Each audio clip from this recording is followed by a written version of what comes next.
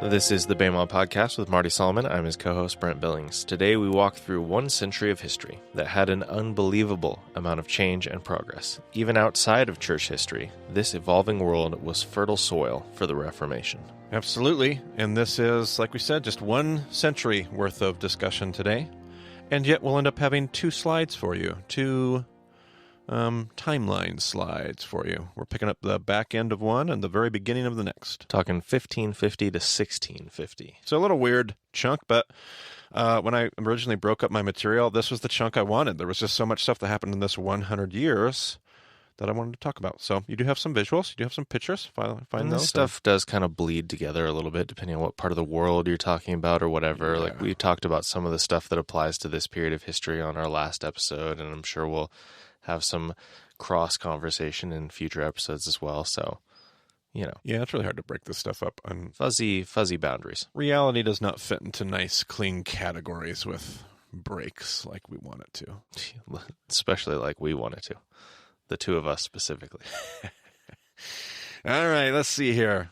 When I first studied church history, the Reformation, that period of like the Reformation, that is church history, right? Like when you think church history, the Reformation, for anybody who's Protestant, like that's it. There was no church before that, effectively.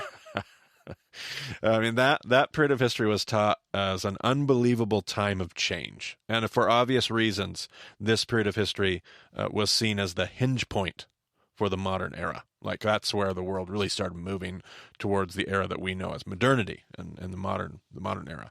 It was one of the major peaks of the history of Christendom.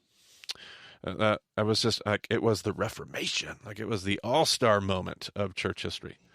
And I know it feels like I'm setting up a but statement, but I actually agree with those statements. And I've come to see that those statements that were made, those implications when I was learning church history, I've even come to see those truths from a bigger and a wider angle than what I believe was even being taught to me.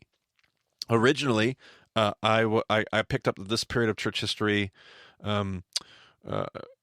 It was taught to me through the light of the progression of Protestant Christian development. I mentioned this before in an earlier episode.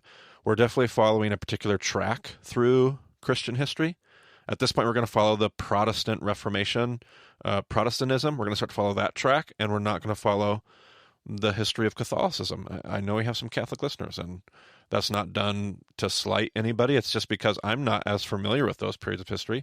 So you need to put together your own podcast and take us through your little wave of church history, if you will. Reformation was definitely taught to me through that lens of Protestant Christian thought development. But this development, this Protestant Christian development, did not just happen in a vacuum. In fact, this period of Christendom was accompanied by an unbelievably tumultuous time of cultural change that immediately followed it. Without the Reformation, I don't believe Christianity would have survived the 200 years after it. So I'm going to say that again. Without the Reformation, I don't believe Christianity would have survived the 200 years that came after it. And that statement has very little to do with what most of us would call theology or church ecclesiology. Ecclesiology. Brent, what does that word mean? I was just going to ask you. I figured you were.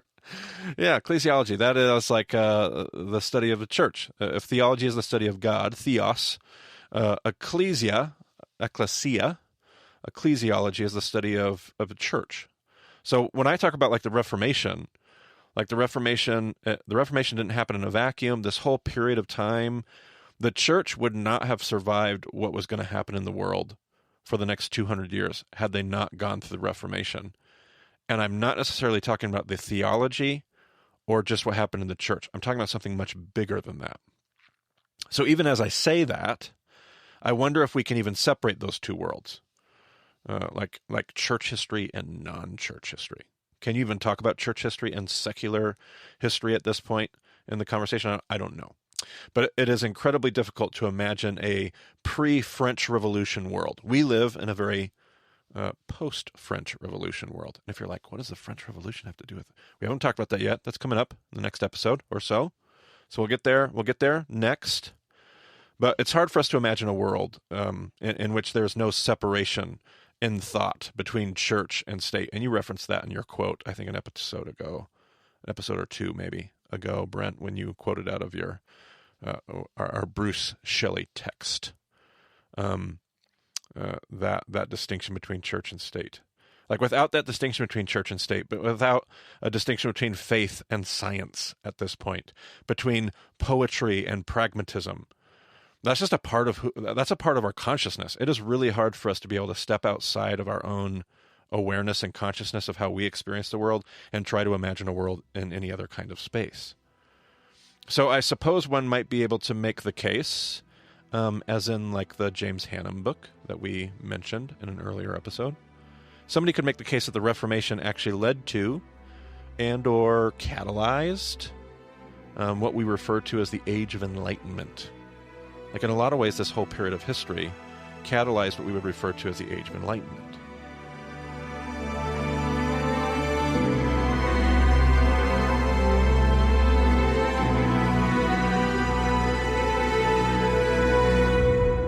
So, to kind of walk through this, in the late 16th century, we were handed two people in history who had a super large impact on Christianity. John Knox is known as the man who founded the Presbyterian Church. It's a pretty big part of the Christian stream of Protestantism, Presbyterians. I grew up in a Reformed tradition, so I'm very familiar with the Presbyterians.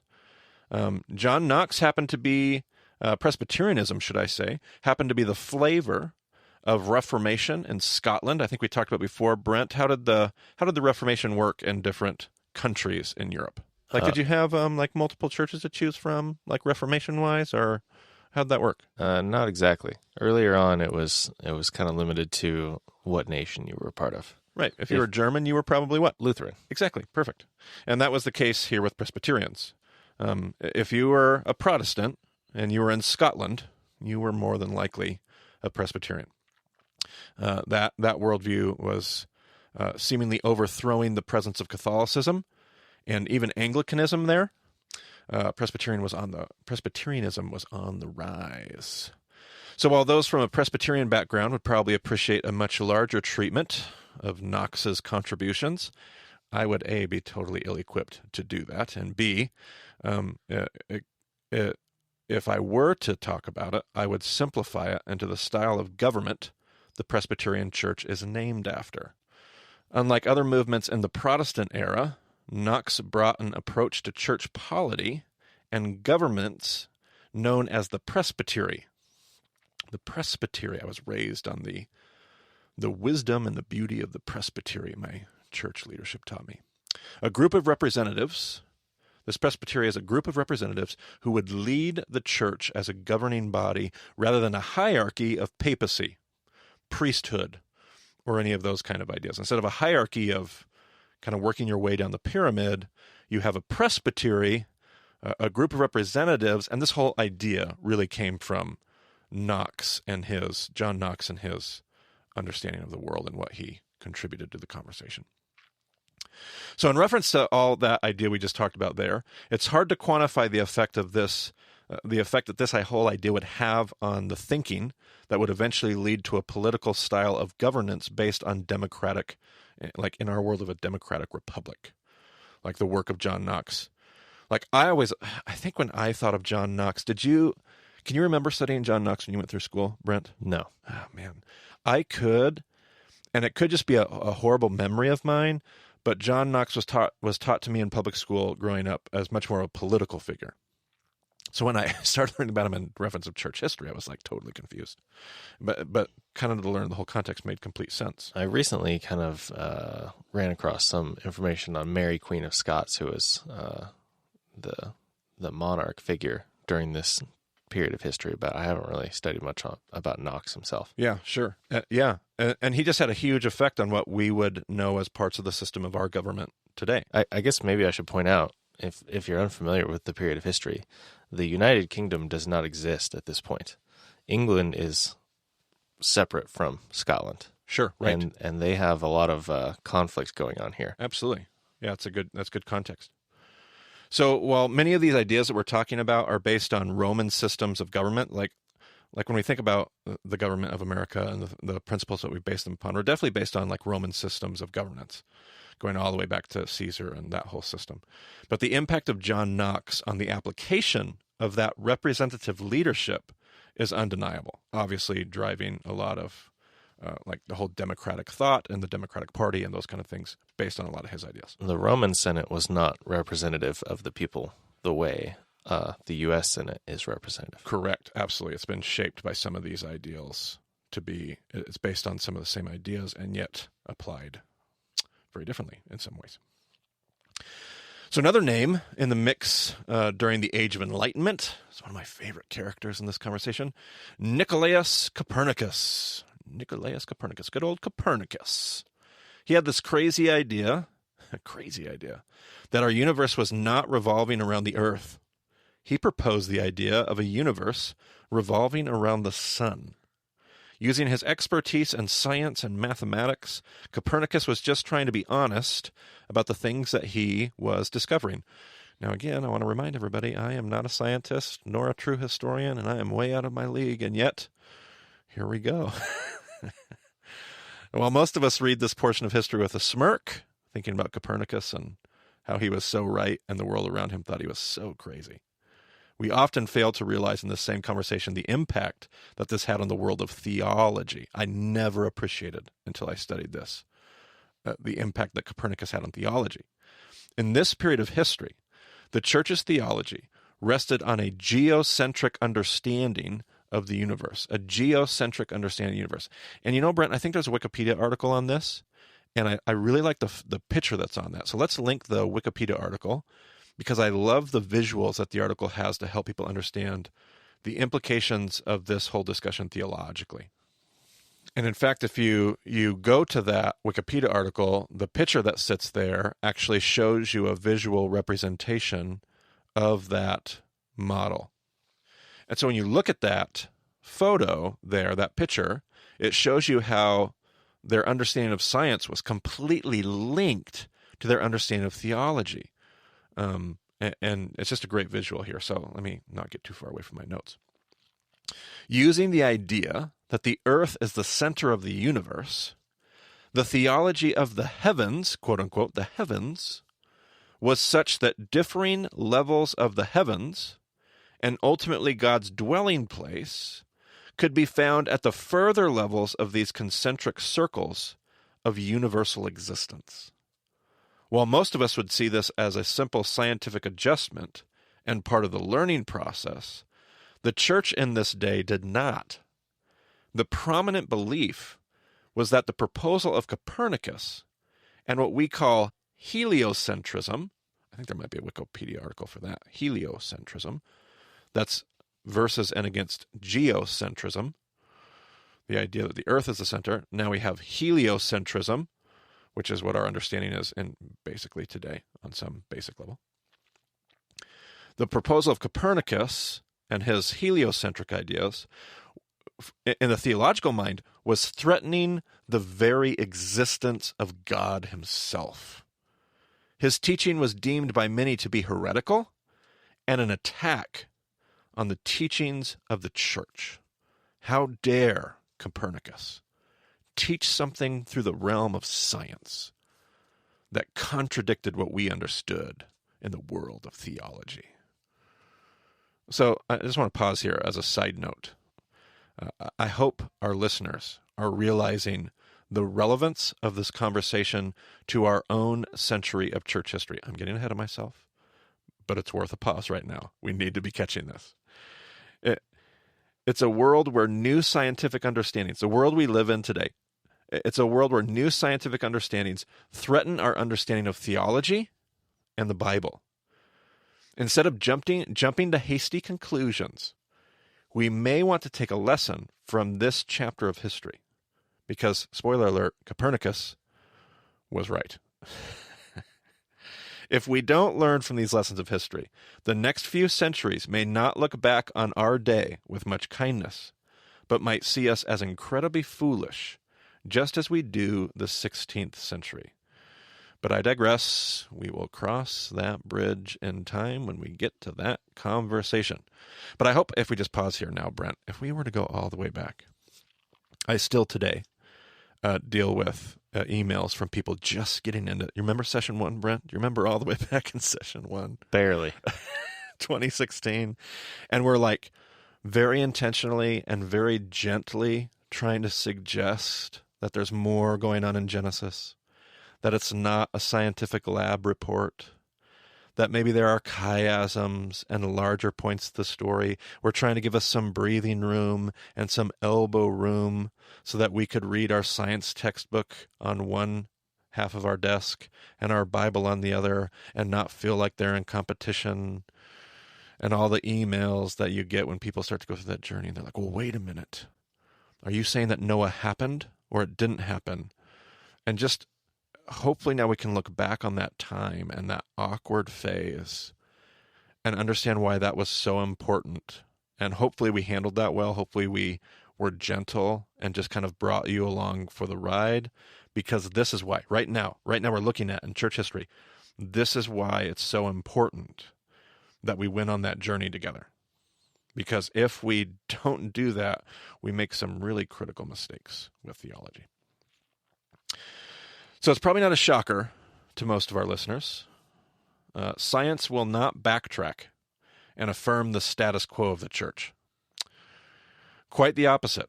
In fact, Galileo is one scientific giant who would champion the cause of Copernicus, and through his use of telescopes and other kind of mathematics, of which I am not an expert, Galileo would prove, in many ways, not just one, the validity of a heliocentric universe. While this incredibly uncomfortable growth in the church took more than a century, it happened nonetheless.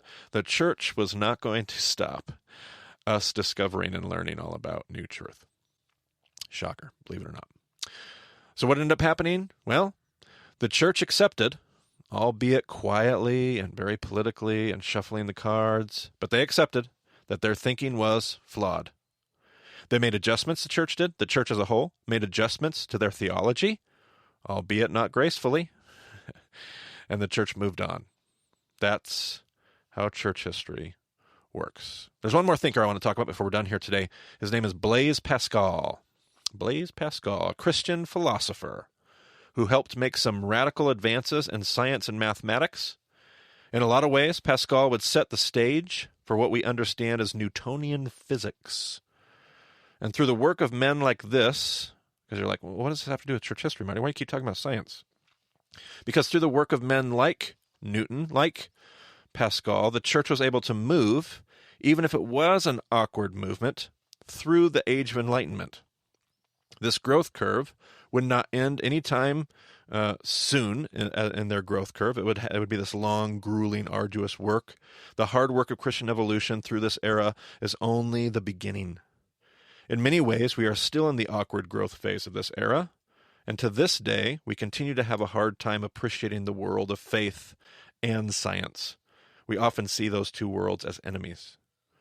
We have never truly recovered from the adversarial tone that was struck during the Age of Enlightenment. We have made some huge advances, so we're not still stuck in the same conversation, but we still have this lingering kind of adversarial, science is always out to get faith, understanding of the world. So Pascal, what was he?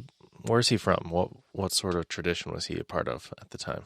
Well, my history could be a tad bit rusty here, so Brent, you can pull up his Wikipedia page. Let's give us some summary of who Blaise Pascal is. Tell us who. So it says he's a French mathematician, physicist, inventor, writer, and Catholic theologian. So that was kind of my next question. So he's a Catholic theologian. Some great points coming up here. And in that one sentence, you actually brought up some great things, Brent. First of all, he's French. Notice how much France and French thinking is going to shape the next 100 to 200 years. It's going to be a huge, I just was never taught this. They're going to be huge thinkers and shapers of this part of history. B, you pointed it out, he's not Protestant. He's actually Catholic. And then when we talk about math and science, and we're not talking about it in this series, but things like art or music, Catholicism really owns those things. When I mention, I'm so glad you brought this up, Brent. Unintentionally, so wonderful. When I mentioned that the Reformation set the stage for the change in the world, and the change in the world combined with the Reformation allowed the church to survive, those things were really interlinked and interlocked. They weren't separate, and they played off of each other. Because the Reformation was driving, really pushing against Catholicism in a lot of ways, the whole world was kind of like, I don't know if it's a good metaphor, but going through this awkward stage of like pubescent church growth. It's like this awkward, we've clung to one kind of Christendom, but now there's this whole age of enlightenment, the results of scholasticism. And so this Protestant and Catholic train are kind of moving together. And Catholicism was undoubtedly, no Catholic I don't think would argue with this, was undoubtedly pulled forward because of the challenge, the positive challenge and critique of the Protestant Reformation. So all this thinking is moving forward. Some of them are Protestant thinkers. Some of them are Catholic thinkers. I'm even going to say many of them, most of them, if you study the history of science, forget church history. If you study this history of science, if you study the history of mathematics, many of those thinkers are going to be Catholic because they had some of the best education, some of the best systems of scholasticism. And while they're being challenged on two levels, on a theological level, and they're being challenged very much so on an ecclesiological level, everything else in the world is pulling the church conversation forward.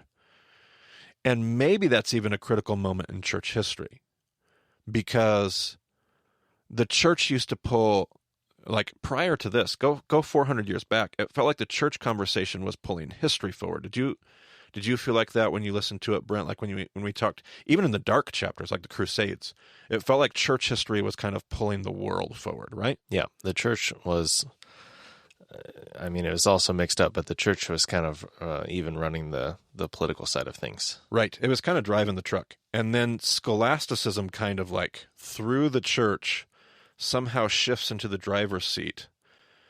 And this might be an overstatement, but kind of ever since then, the church has been like trailing behind, trying to catch up, being pulled forward by the rest of that conversation.